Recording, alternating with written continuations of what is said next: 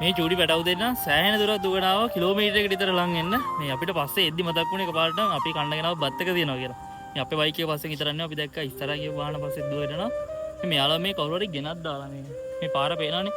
මේක මේ ගෙවල් නැහැ තනිකර මේ මොර ගහ ගන්න පාර. සත්තු විතරයි ඉන්නේ. අලි මේ වල ඇත්තටම ගෙවල් වල මේ සත්තු හදන්න බැරි නම් මේ වගේ තැන් වල ගෙනත් දාන්න එපා. මොකද මේ කණ්ඩවත් මුකුත් නෑ අඩුම ගානේ කිසිම දෙයක් අයින් කරන දෙයක්වත් මෙයාලට කන්න නෑ.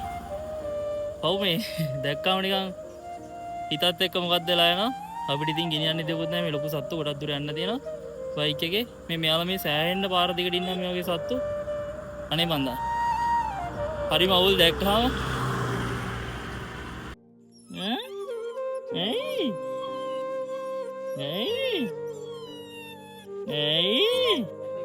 අනේ දෙයියනේ කනේ ගත්තම ඊ තව කෑ ගහනවන්න නරගේ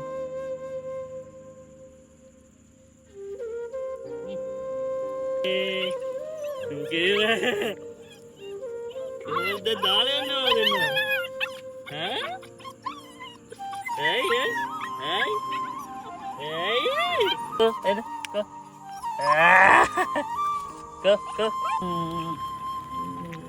මේ පැටව් දෙන්නට සරණක් වෙන්න පුළුවන් කවුරුම හරි ඉන්නවා නම් මම මේ දෙන්න හිටපු තැන ලොකේෂන් එක කමෙන්ට් එකකින් දාන්න.